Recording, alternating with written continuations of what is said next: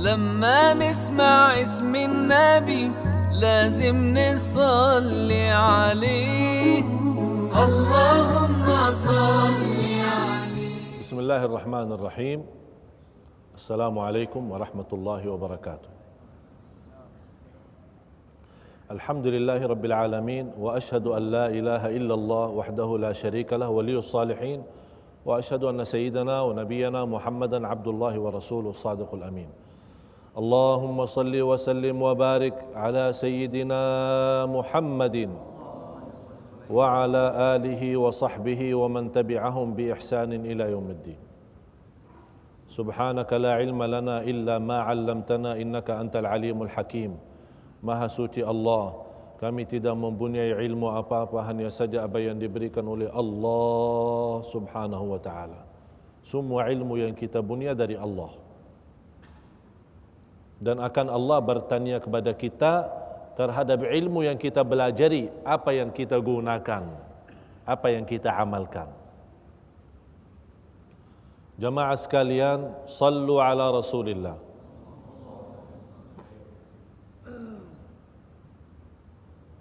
Pasti banyak cerita dalam pertemuan yang lalu sangat menarik. Dan anda sekalian pasti penasaran, ini apa habisnya ini cerita ini.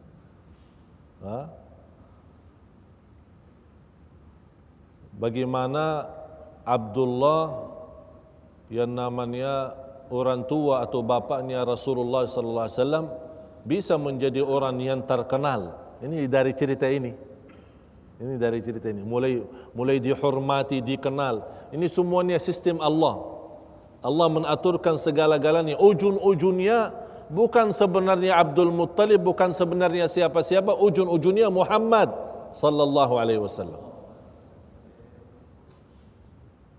Allah menutamakan Quraisy daripada ahlul kitab yang namanya Abraha dan golongannya, padahal di sisi agama Abraha dan golongan lebih baik daripada agama Quraisy jahiliyah dan syirik. Tapi Allah menagungkan ini ada ujung-ujungnya. Welcome Muhammad sallallahu alaihi wasallam. Menyambut kedatangan Rasulullah.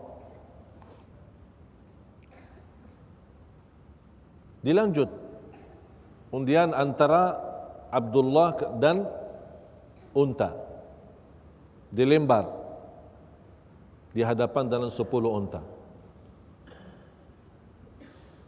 Tapi ternyata jatuhnya kepada Abdullah juga.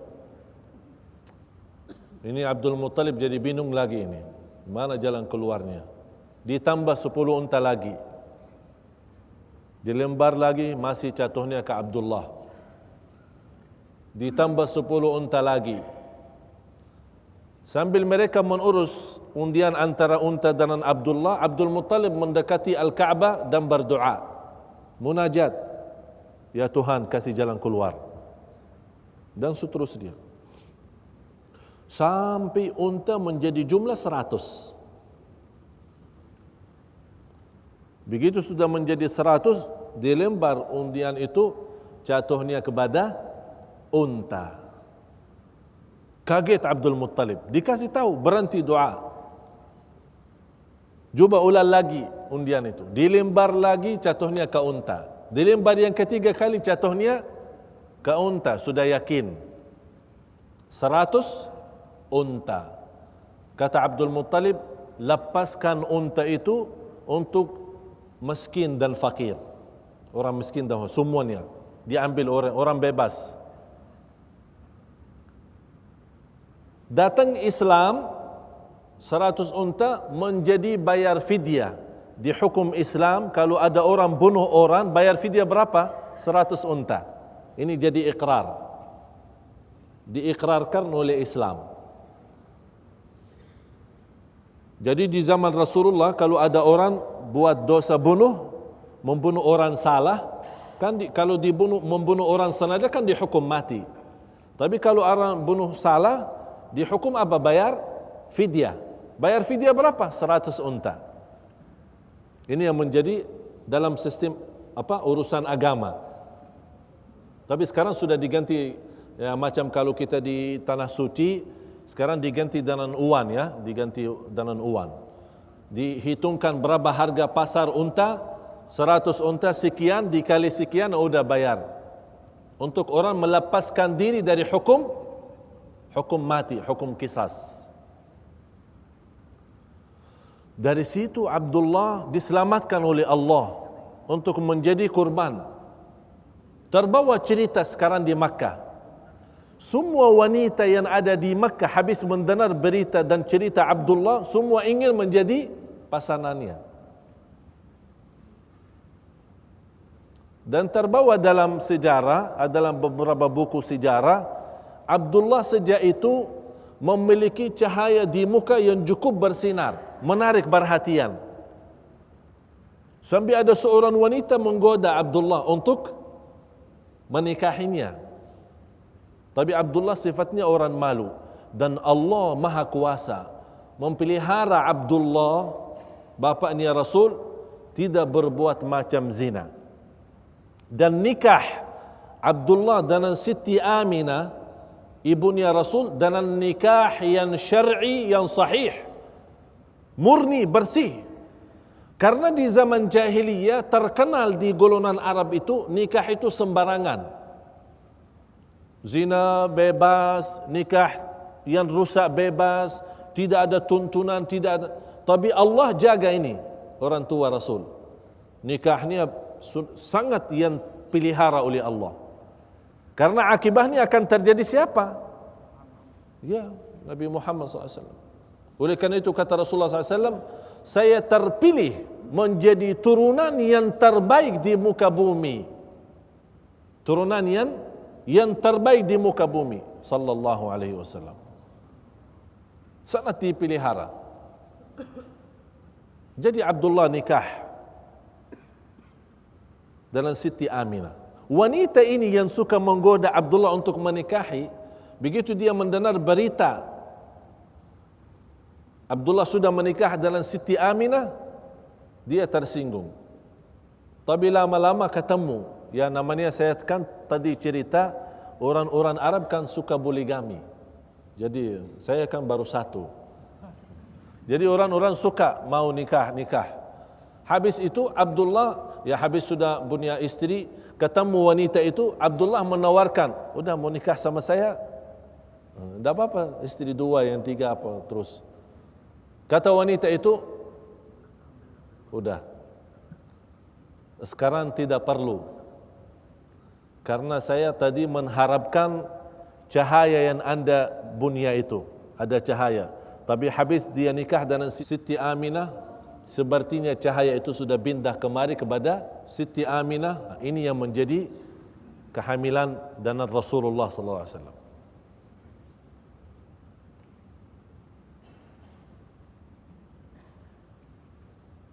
Habis itu Siti Aminah dengan nikahnya yang sahih, yang sangat dipelihara oleh Allah Subhanahu wa taala, dia hamil dan Rasulullah sallallahu alaihi wasallam. Dan Siti Aminah berkata, saya tidak pernah selama 9 bulan menghamil Rasulullah SAW, saya tidak pernah merasakan sebagaimana yang dirasakan oleh wanita lain. Sangat enak kebawaannya. Begitu Rasulullah menjadi sudah 6 bulan dalam perut ibunya, bapaknya Rasulullah yang Abdullah itu meninggal dunia.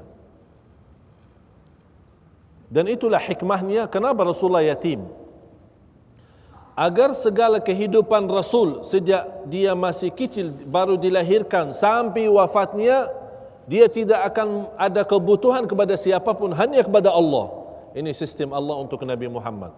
Oleh karena itu Allah sengaja jadikan Nabi Muhammad sallallahu alaihi wasallam yatim, agar dia tidak ada rasa kebutuhan kepada orang tua atau kepada manusia seperti sifat manusia biasa.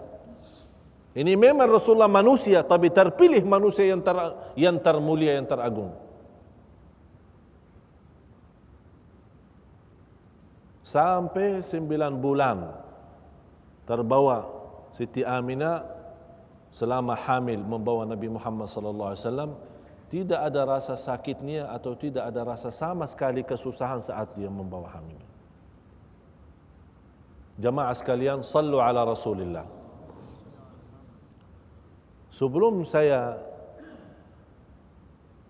dan kita sama-sama masuki kepada kelahiran Rasulullah dan peristiwa-peristiwa yang terjadi saat kelahiran Rasulullah, terbukti dari banyak tanda-tanda, dan sebenarnya ada juga banyak tanda-tanda selanjutnya waktu sama Abdul Muttalib kemudian Abu Talib. Ini insya-Allah nanti pertemuan yang akan kita akan banyak cerita.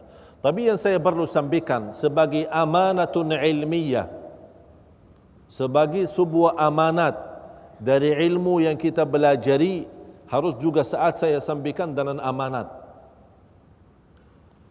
Ini yang menjadi salah satu persoalan besar di tanah masyarakat dan di tanah umat Islam, masalah maulud. Yang harus kita fahami, maulud itu sebagaimana kata Al-Imam Abu Syamah, gurunya Imam Nawawi. Gurunya Imam Nawawi. Pernah beliau berkata, "Ahsanu mabtudi'a fi zamanina hadzal maulid." Yang terbaik kita buat sebagai bid'ah adalah maulid. Sudah faham? Ini Abu Syamah, gurunya Imam Nawawi. Kan kita sudah tahu semua Imam Nawawi adalah ikut mazhab Syafi'i. Dia berkata, sebaik yang dilakukan di masa kami, di zaman kami, di antara bid'ah-bid'ah yang dianggap sebuah bid'ah itu yang terbaik adalah maulid. Kenapa dinamakan maulid bid'atun hasanah? Harus jamaah tahu, tidak ada ulama ahlus sunnah wal jamaah berkata maulid sunnah. Tidak ada. Kenapa tidak bilang sunnah? Karena memang tidak ada dalam Quran, ya ayyuhalladzina amanu bikin maulid. Dan juga tidak ada di hadis Rasulullah. Tapi bukan berarti tidak boleh, harus fahami itu. Kalau memang sudah Rasulullah lakukan atau ada perintah dari Allah atau Rasul, berarti itu sunnah, jelas. Kenapa ulama tidak berani bilang sunnah? Karena hal itu tidak pernah dibuat oleh Rasul dan tidak ada perintah dari Quran dan hadis.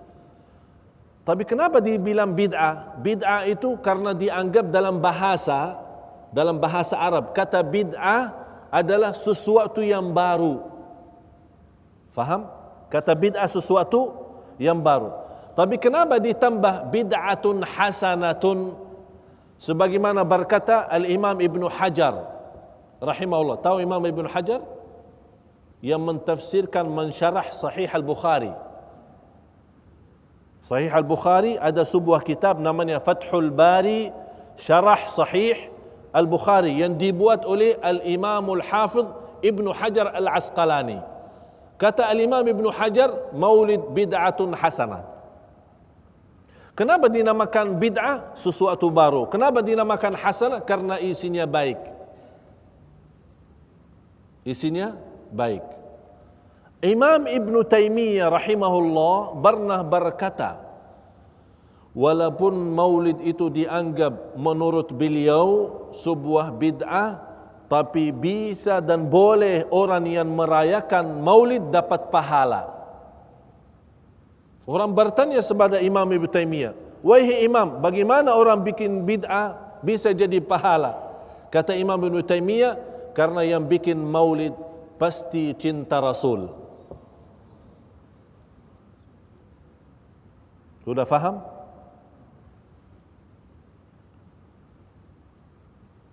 Kata Al-Imam As-Sakhawi, salah satu ulama Ahlus Sunnah, Al-Imam As-Sakhawi, muncul hari raya Maulid atau kedatangan Maulud adalah sesudah zaman Al-Qurunul Mufaddalah.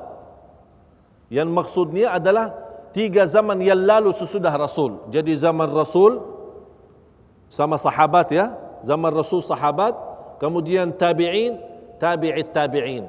Ini 3 masa, 3 zaman, kata Rasulullah ini yang terbaik manusia. 3 masa ini. Selama 3 masa Rasul dan sahabat, tabi'in, tabi'it tabi'in, tidak ada maulid. Kenapa tidak ada maulid?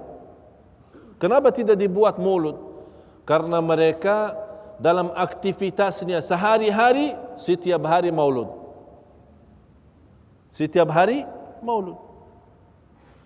Dari jaga sunnah, dari masalah taqwa, dari sisi ilmu, dari sisi jihad, dari sisi iman, dari sisi akhlak, luar biasa. Jadi bagi mereka tidak perlu dibuat peringatan maulud, karena setiap hari maulud bagi mereka. Setiap hari akhlaknya maulud, membuktikan cinta Rasulullah dalam amal mereka sehari-hari. Habis 3 masa ini, mulai umat Islam menjauh dari agama. Datang ulama, ini gimana kita boleh bawa umat Islam kembali? Kalau ceramah, orang susah faham. Bikin ceramah, penajian, orang sudah masuk majlis ta'lim, masuk masjid, langsung tidur. Jadi tidak ada semangat.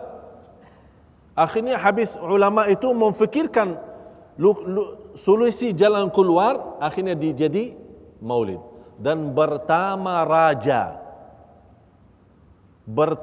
seorang raja yang merayakan maulid, As-Sultanul Muzaffar. Dan terkenal dalam sejarah, raja itu yang termulia saat ada hari maulid itu, sedekahnya dan infaknya luar biasa. Jadi sangat beda dengan urusan beribadi. Kalau dia meneruan harta untuk urusan beribadi, urusan apa saja, kalau untuk maulud luar biasa. Oleh karena itu kita ikuti dalam aktivitas, apalagi di negeri macam negara Brunei Darussalam yang diberkahi Allah, dan mudah-mudahan senantiasa menjadi baldatun tayyibatun wa rabbun ghafur. Inilah salah satu mengadakan maulud. Mulai dari sultannya sampai rakyatnya, Masya Allah, semua ikut maulud. Tapi yang saya harapkan daripada maulud itu, yang insya Allah dalam pertemuan yang akan datang kita akan bahas rahasia dan hikmah kelahiran Rasulullah, dan apa peristiwa yang terjadi saat kelahiran Rasulullah. Intinya harus kita orang-orang bangkit lagi dalam hati cinta Rasul, dan beraktik lagi amalan Rasul, dan hiduplah sirah Rasul dalam kehidupan kita sehari-hari, agar insya-Allah di hari kemudian kita dipanggil oleh Allah masuk surga bersama Rasulullah sallallahu alaihi wasallam. Jamaah sekalian, sallu ala Rasulillah. Inna Allah wa malaikatahu yusalluna ala nabi. Ya ayyuhalladzina amanu sallu alaihi wa sallimu taslima. Walhamdulillahi rabbil alamin.